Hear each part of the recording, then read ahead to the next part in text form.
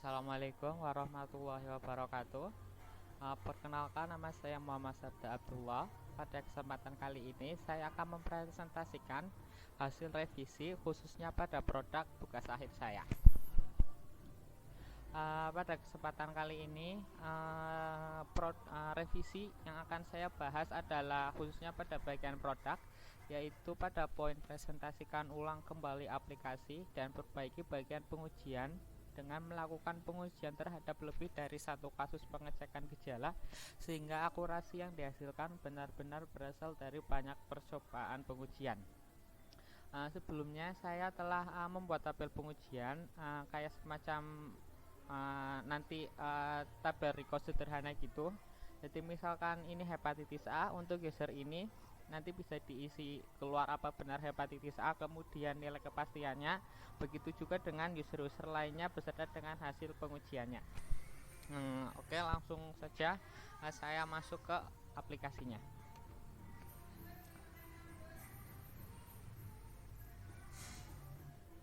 Pada kesempatan yang pertama, sesuai dengan tabel TX sebelumnya, yaitu ada user Jenny. Di sini saya sudah login sebagai user Jenny.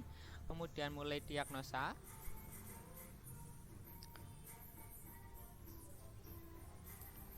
Studi kasus pertama yang akan saya ambil adalah khususnya adalah hepatitis A.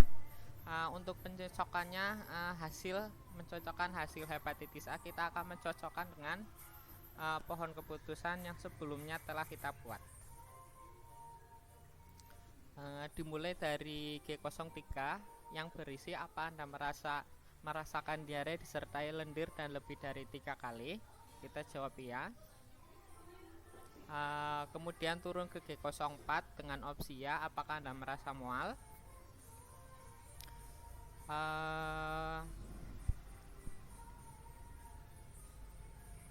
Kemudian selanjutnya turun ke G05, apa Anda merasakan nyeri di bagian ulu hati disertai mual dan muntah. Kemudian ya.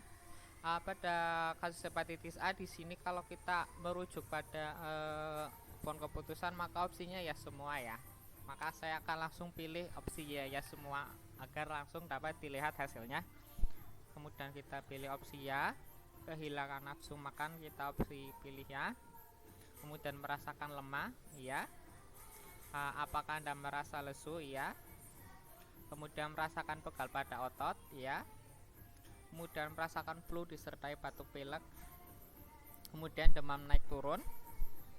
Kemudian apakah Anda mengalami muntah, iya. Selanjutnya pertanyaan adalah apakah Anda merasakan air kecing gelap, iya. Ini adalah hasilnya. Bisa dilihat adalah hepatitis A dengan nilai keyakinan sebesar 88,7%. Untuk mempermudah pengecekan, kita tulis di sini. Hasilnya yang pertama adalah hepatitis A dengan nilai keyakinan sebesar 88,7%.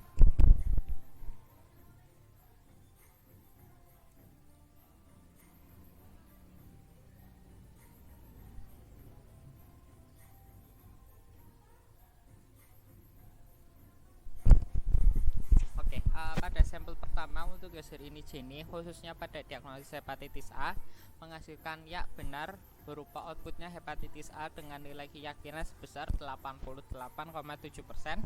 Untuk selanjutnya kita masuk ke tahap pengujian kedua, masih di user Jenny dengan contoh kasus hepatitis A. Kita cek lagi apa benar hasilnya sama dan nilai keyakinannya sama atau tidak. Kita mulai diagnosa dari awal. Kemudian masih sama seperti sebelumnya, kita melakukan pengecekan ulang sesuai gejala dengan tabel keputusan yang telah kita buat. Kita langsung ya saja ya.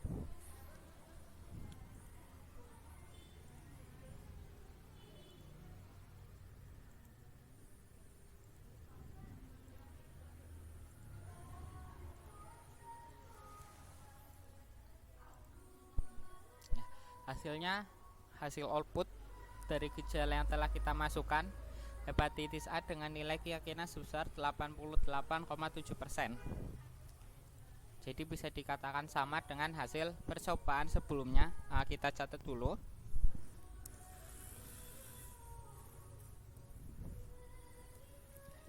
Selanjutnya masih di user Jenny, dengan studi kasus hepatitis B sama seperti sebelumnya, mulai diagnosa. Kemudian kita lihat dengan tabel keputusan adalah yang pertama masih dengan G03, kemudian turun ke G04, kemudian pilih opsi ya, kemudian turun ke G05 yang berisi apa Anda merasakan nyeri perut di bagian ulu hati serta mual dan muntah. Kemudian kita masih sama sebelumnya, yaitu mengikuti hasil dari pohon keputusan tersebut sebagai rule atau acuan kita. Kehilangan nafsu makan, iya. Merasakan lesu, ya. Merasakan pegal pada otot, merasakan perut kembung, muntah, iya. Kemudian kencing gelap, iya. Ya, hasil output dari gejala yang kita masukkan adalah keluar hepatitis B dengan nilai keyakinan sebesar 81,8%. Seperti biasa kita masukkan ke tabel sebagai bahan perbandingan nantinya sebesar 81,8%.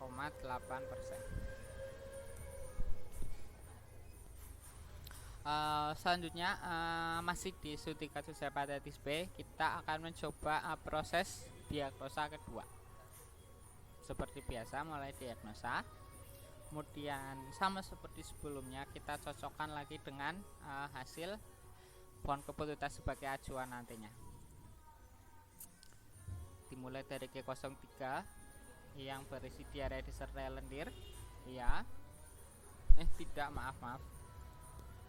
Tidak.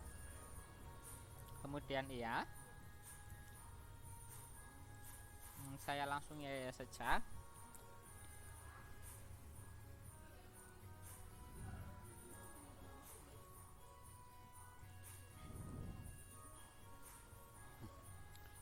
Hasil dari output atau hasil dari gejala yang kita masukkan sebelumnya sama, yaitu keluar diagnosa dengan hepatitis B dengan nilai keyakinan sebesar 81,8%. Kita catat lagi sebagai bahan perbandingan.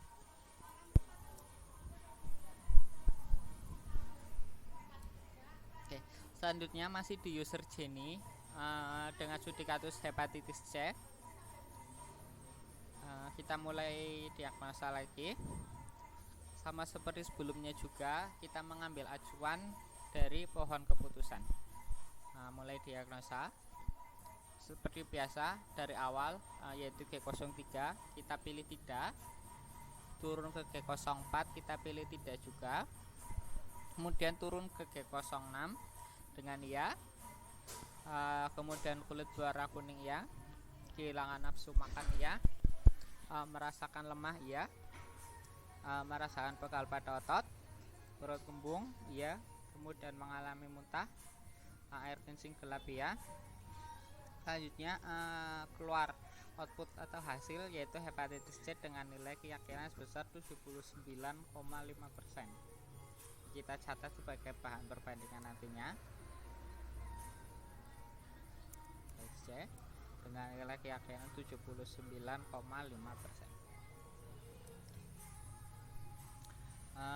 Selanjutnya masih di satu kasus hepatitis C dengan contoh diagnosa kedua.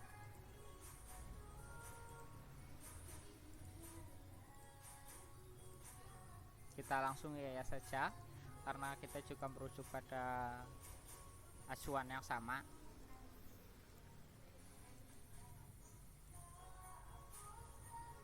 Keluar hasilnya hepatitis C juga dengan nilai keyakinan 79,5%.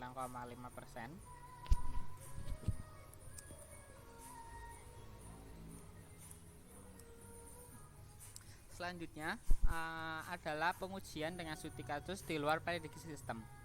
Maksud dari di luar prediksi sistem adalah gejala-gejala yang dimasukkan oleh user tidak ada di record database kita, jadi tidak sesuai dengan gejala-gejala yang sesuai nantinya dengan penyakit hepatitis. Misalkan kita asal saja, misalkan tidak, iya, kemudian tidak, maka muncul di luar prediksi sistem. Kita ketik di sini.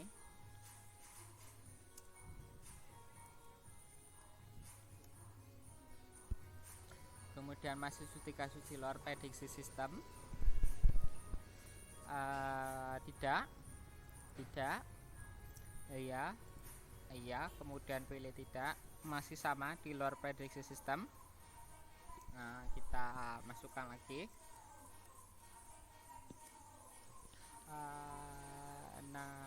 Untuk studi kasus untuk akun ini Jenny sudah selesai, dimana untuk hepatitis studi kasus hepatitis A, B, C, dan D, dimana dari 2 sampel yang sudah kita lakukan sebelumnya menghasilkan hasil hepatitis serta nilai keyakinan yang sama pada setiap masing-masing jenis hepatitis.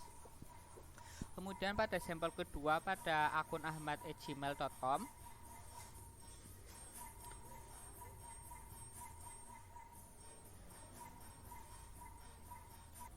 oke, selanjutnya kita masuk pada studi kasus akun ahmad@gmail.com. Karena tadi masih akun sini, kita keluar aja dulu, kemudian masuk atas nama Ahmad.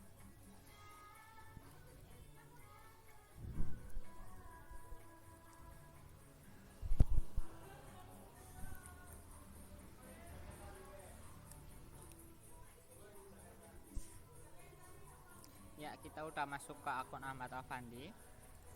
Sama seperti sebelumnya, yang pertama adalah studi kasus dengan hepatitis A.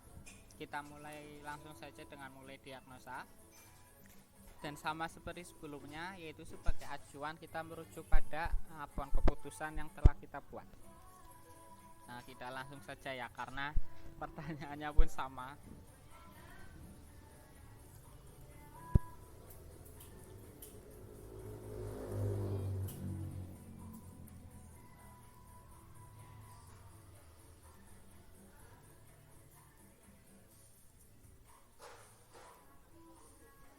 Oke. Dari gejala yang dirasakan oleh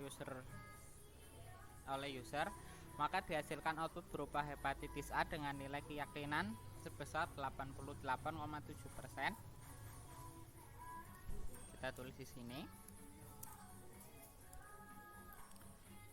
Selanjutnya kita coba percobaan kedua, masih dengan studi kasus hepatitis A di akun Ahmad.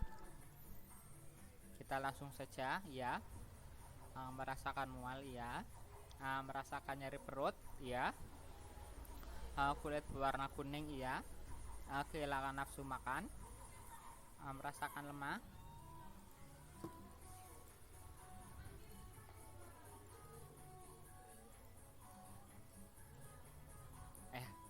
muncul juga sama seperti sebelumnya hepatitis A dengan nilai keyakinan sebesar 88,7%. Kita tulis lagi. Oke.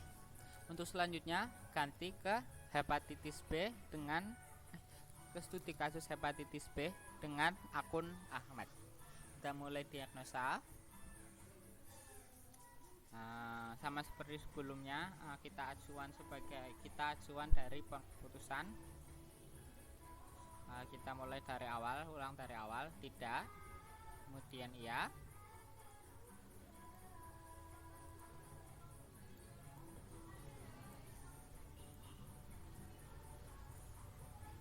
maka dihasilkan output berupa hepatitis B dengan nilai keyakinan